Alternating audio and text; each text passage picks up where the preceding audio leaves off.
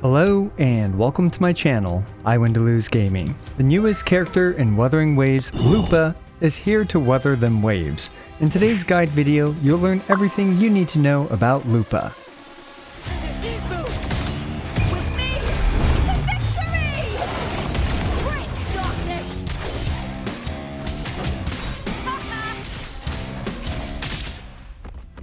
If there's one thing about Lupa that I'm sure all of us highly cultured gacha gamers have noticed, it's Lupa's fluffy tail, appearing to be a real tail attached to her body and also capable of movement. Lupa, whose name is literally she-wolf in Latin, lives up to her name by having a wolf-like tail, wolf-like paraphernalia, and wolf-like ferocity in combat. Lupa is a powerful fusion team enabler, providing fusion characters massive buffs to bring out their fiery potential. Quick note, this video was filmed on the media server and things may be subject to change upon the official release. Please check the comments below to see if anything changed. As usual, we'll go through her kit, rotations, echoes and stats, weapons, sequences and investment priority, teams, a showcase, and finally, my opinion on Lupa at the end of the video.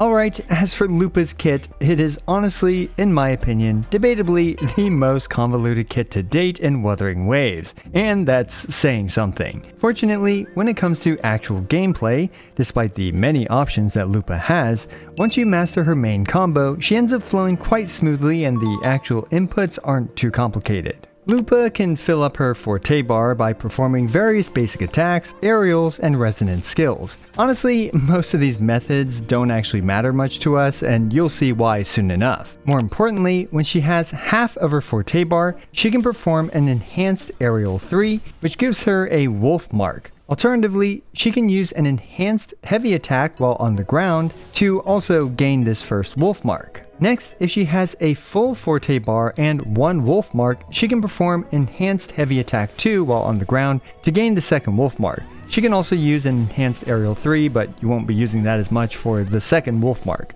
Now that you have both wolf marks, you can now use her forte, which replaces the skill button. This forte also counts as liberation damage and also generates a lot of concerto. Now the most practical way to obtain 2 wolf marks is, with a full forte bar, performing her enhanced aerial 3, which conveniently leads into her enhanced heavy attack 2 right when she lands on the ground. The next part of her kit we need to understand is her liberation. The liberation drains whatever amount of forte bar she might have and gives her access to a special resonance skill called Foe Breaker, which you should just immediately use Foe Breaker because Foe Breaker provides a buff where she generates 500% forte. So yeah, remember earlier when I said all those methods for generating forte don't really matter? This is why. This also puts her in the air, where her aerials 1 and 2 will fully fill up her forte bar. This leads to the aforementioned enhanced aerial 3 and enhanced heavy attack 2 to generate 2 wolf marks, where she can now perform her forte. Now, aerial 1, 2, enhanced aerial 3, enhanced heavy attack 2 might sound complicated, but don't worry, you'll just need to channel your epic pro gamer skills of mashing that basic attack button to accomplish all of that. So why else do we want to cast her liberation? Well, it provides the following buffs. After using her liberation, the entire team gets the Pack Hunt buff. The Pack Hunt buff provides 6% attack and 10% fusion damage against Overlord and Calamity class targets, which are mainly just the overworld bosses and the weekly bosses. As an added bonus, with 3 fusion characters on the team, you'll do 10% more fusion damage against Overlord and Calamity class enemies, and then each intro skill casted gives another 6% attack, and Lupa's second major trace gives to the entire team an additional 15% damage resistance ignore if all 3 characters on the team are fusion. So basically, have 3 fusion characters do a lot more damage to Overlord and Calamity class enemies. But wait, that's not all, because Pack Hunt also provides 3, if you're hit you still take the damage, but instead of flinching you auto dodge, get out of jail cards. These are nice as while you still take the damage, you won't be disrupted as much and will auto dodge when you get hit. But wait, that's still not all, because when you use her forte, Lupa also stays on field for 8 seconds, where if another resonator uses their liberation within those 8 seconds, Lupa will perform a follow-up attack to mainly look cool. And finally, Lupa's outro skill provides the resonator with 20% fusion damage amplify and 25% basic attack damage amplify for 14 seconds. And yes, this is one of those outro skills where the character will lose it if they swap out. So in total, in a triple fusion team, Lupa provides the following buffs: 18% attack, 15% fusion resistance ignore, 20% fusion damage versus Overlord and Calamity class enemies, 15% fusion damage from her Echo set, 24% fusion damage from her signature weapon if you do choose to get that, which all that fusion damage against Overlord and Calamity class enemies totals to 59% total fusion damage. Her outro provides 20% fusion damage, amplify, and 25% basic attack amplify. And finally, if you do get her sequence 2, that's another 40% fusion damage. So as you can clearly see, Lupa provides a ton of buffs for mono fusion team. Okay, so yeah, that's a lot of stuff. Buffs here, buffs there, buffs everywhere, forte this, wolf icons that, enhanced heavies and aerials, oh my. You're probably overwhelmed, and don't worry, so am I, and I wrote this darn guide. Fortunately, when it comes to getting started with Lupa, it all boils down to a single combo. Remember that combo from earlier in the tutorial? There are 2 main variations for it. When we don't have her intro and we just need to use her skill to make up for that concerto. Then we just perform that earlier tutorial combo, which ends up being Resonant Skill, Liberation, Foe Breaker, Aerial 1 and 2, Enhanced Aerial 3, Enhanced Aerial 2, Forte Echo Outro. Okay, this still looks confusing, which it is, so I'm going to switch this over to the buttons you need to press. Press the skill button, or intro her on the field, use her liberation, use her skill, mash basics until 2 wolf icons appear in her forte bar, and then use her skill to perform her forte, then echo, and then you can outro. As usual, I'll also include a full team rotation for her cookie cutter team with Branton Chong Lee, which should hopefully help you get started with using her in a full team, because I gotta be honest, I always forget character rotations until, well, I start to use them again. So here are their rotations on the screen, and hopefully that will help you out a bit. Now needless to say, this is just a basic introduction to using Lupa, and as you saw, she has a ton of options, and there is some room for swap cancels, especially for the first rotation, but less so for subsequent rotations because you lose the outro buffs. And one quick tip is that if your combo gets disrupted for Lupa and you don't have 2 wolf icons, which does actually happen, you should go for her grounded heavy attacks to get those 2 wolf icons. And here is a quick basic rotation with Encore and Chongli as well, in case you don't have Brand.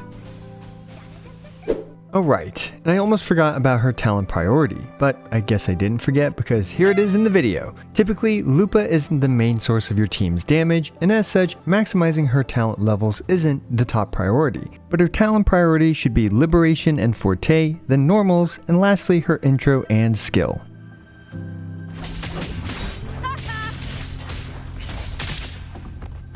We've made it to the math section of the video, starting with the lack of math with her recommended Echo set.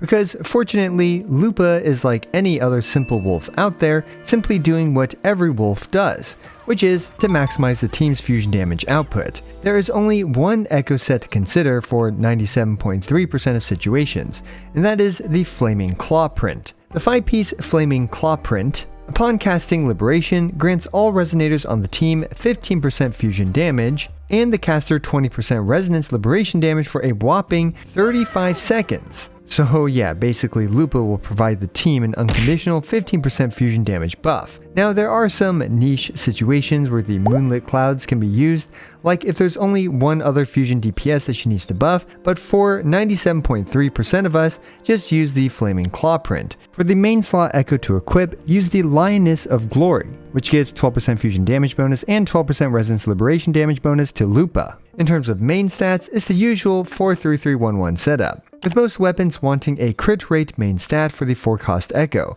A couple exceptions include some crit rate weapons like the Ages of Harvest and the Autumn Trace, where crit damage is slightly more preferred. For the 3-cost Echoes, as always, you'll want Fusion.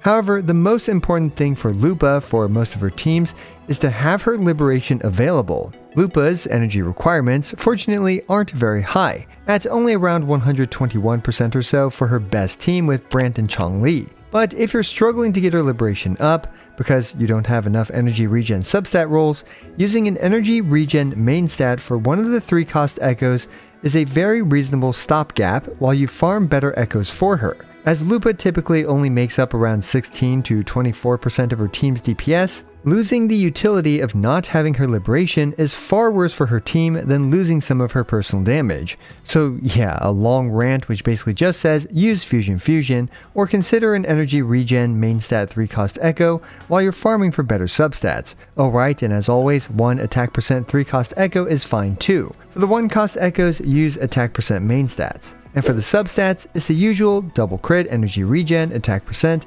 and in her case, liberation damage doesn't hurt either.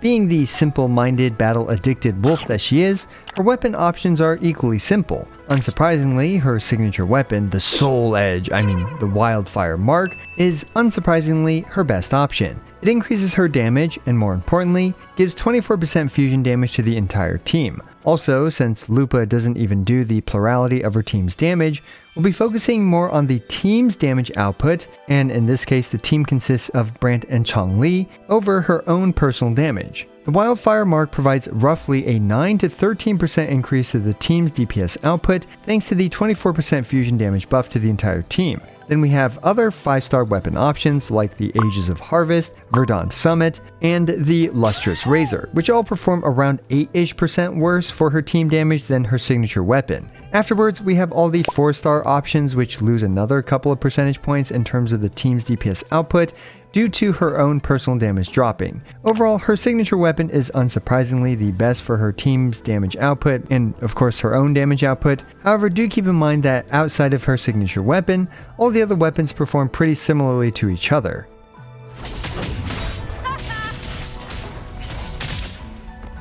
Now we've made it to the part with the worst viewer retention, the sequences, and investment priority. So here is Lupa at your local Walmart. Her sequence 1 is interesting, as while it does provide 10 additional Concerto energy a rotation, I'm not sure how this helps besides saving a bit of time on the very first rotation of the fight, but regardless, the 20% crit rate is nice as she'll do a bit more damage. I'm sure the community though will cook up some interesting stuff for the 10 additional Concerto, but we'll see. Sequence 2 is the big one, as usual, basically providing the team with 40% fusion damage, increasing the team's total damage output by another 12-ish% or so. Sequence 3 isn't strongly reflected in the calcs here, but it does allow for more team building flexibility, like for example dropping Brant for Shorekeeper. Sequence 4 improves her Forte's damage, Sequence 5 gives herself 15% liberation damage, Sequence 6 makes her do more damage by ignoring 30% defense along with more Fortes, making her a much more competent, albeit very expensive, main DPS character if that's really how you want to play her.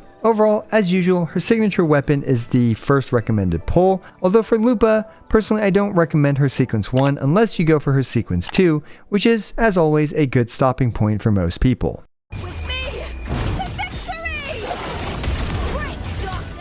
So, great news for those of you who bought Changli's new swimsuit skin because we've made it to the team section, and let's be real, that's probably why you clicked on this video of Lupa. If you can't tell by now, Lupa buffs fusion characters, and she's designed for full fusion teams. Of course, unsurprisingly, putting the other 2 premium 5-star fusion resonators, Brant and Changli, leads to her overall best team.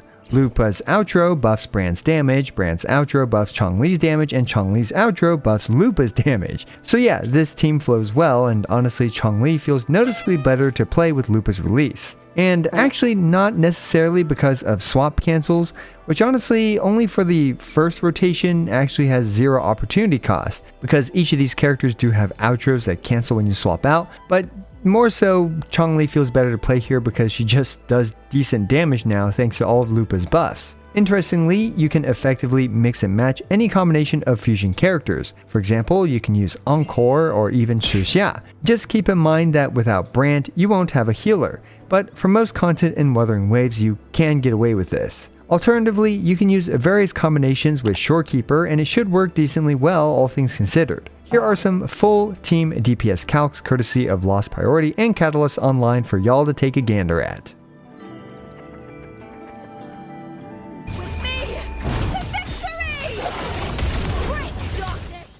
Alright, I've got a couple quick showcases for you guys, with this first one being Lupa's, I guess, more ideal team. Everyone's using, their signature weapons, and Lupa is at sequence 0, actually. The entire team is at sequence 0. So yeah, just keep that in mind. Now this Tower of Adversity also has a minor fusion buff with, I believe, 10% fusion resistance decrease, so do keep that in mind. The team is overperforming by a little bit, not too much though, all things considered, fortunately. And anyway, we can see here that we are just going through the cookie cutter rotation. And what I like about this team for Chong-Li in particular is that if you were one that was kind of turned off by the need to, be honestly pretty darn sweaty and swap cancel all the time with Chong-Li with many of her teams, well, honestly, Lupa is kind of the perfect solution for that, because now you don't really have to sweat too hard with swap cancels, as you can play the standard, do this character stuff, then outro to the next character, do that character stuff, then outro to the next character type of playstyle. And we can see here that we're literally playing these rotations on loop against the Thundering Memphis, and we didn't have to adjust the rotations at all. In fact, you'll notice that, I pretty much did the exact same rotation one after the other. At least I'm pretty sure I did. Yeah, which is pretty nice. Once you've kind of mastered this rotation, at the very least, for many situations, you are able to just play this on loop, and this makes Chong-Li much, much more, I would just say, easier to play, to be completely honest. And we can see this team definitely cleared this in a very, very respectable amount of time. And we cleared this with about 3 minutes and 52 seconds remaining. Now, what if you did not pull for Brant? Let's be honest, a lot of us didn't. And you still want to use Chong-Li with Lupa? Well, you have some options like Encore. I will say that Encore feels significantly worse than Brant on this team for many reasons. And one, Encore's kit is pretty archaic, right? She doesn't have the same massive lock-on range that other characters do. She's super stubby. Not only that, but now you don't have a healer, more or less a shielder, right? Which Brant, of course, provides both healing and shield. And we can see here that we just did the typical Encore rotation. Also at the very beginning, I forgot to mention, but I did do one swap cancel with Chong-Li. And this team, yeah, doesn't quite flow as well, but it is still, quite capable, all things considered. And, if you didn't pull for Brant, which is understandable, then you can indeed substitute Brant with a character like Encore, and you'll have reasonable results, all things considered. We can see here that we're just going to go through basically the same Encore rotation. And yeah, not too much else to say, but I do think that Lupa is a pretty good pickup if you do like Chong-Li a lot, or for that matter, if you don't really like Chong-Li that much, but you actually like Brant a lot. For those few of you cultured husbando gamers out there, then Lupa is also a fantastic pick, even if you don't have Chong-Li as well. In fact, I actually think, perhaps Brant without Chong-Li can do a little bit better than Chong-Li without Brant in this specific situation. But yeah, we're just pretty much looping through the same rotations, and you can see here that this team is definitely doing a lot less damage. And in this case, obviously Encore's outro skill doesn't really help Chong-Li much at all, if at all, because she doesn't provide any damage amplification buffs, instead opting for a damaging outro instead. And this team basically took around 30 seconds longer or so to clear this, which is honestly cutting it a bit close for the clear time requirements of 180 seconds left or so, but we still managed to do it, which is fine, all things considered. And just for fun, I activated Sequence 6 Refinement 5 Lupa, so that way if you win the lottery, this is something you can consider doing as well. Now, for this team, I don't think I utilized it well in this specific showcase, because it only took one rotation, and with Lupa being at the very front of the rotation, I didn't even bother using her Sequence 6, where you can get an additional forte with her, or super forte, or whatever you want to call it. And instead, I just went straight for the full team rotation with Brant and Chong-Li. And as we can see, instead of taking, well over 2 rotations, this team took a single rotation.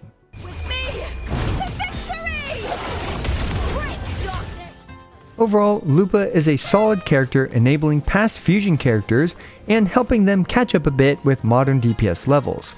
Lupa, being designed in this way, is one of my personal favorite ways to design characters, helping to elevate the older cast and enabling a new and improved monofusion playstyle at the same time. Now, do keep in mind that Lupa's buffs aren't nearly as potent against non-Overlord and non-Calamity class enemies, so her potential does suffer a bit in content like Wuthering Wastes, in comparison to content like Tower of Adversity. Fortunately, most of the difficult enemies tend to be Overlord and Calamity class enemies, so yeah. Now, Lupa also gives the sense of power fantasy of fighting together as a team thanks to her staying on field and following up with an attack when another character uses their liberation. This, combined with her battle-obsessed voice lines, really makes her feel like a lot of fun to use. So yeah, if you're a fusion damage enthusiast, and especially if you have both Brant and Chong-Li, Lupa is a fantastic option for your account. Let me know what you think about Lupa down in the comments below. As always, I appreciate every single one of you. This is I Want to Lose, signing out.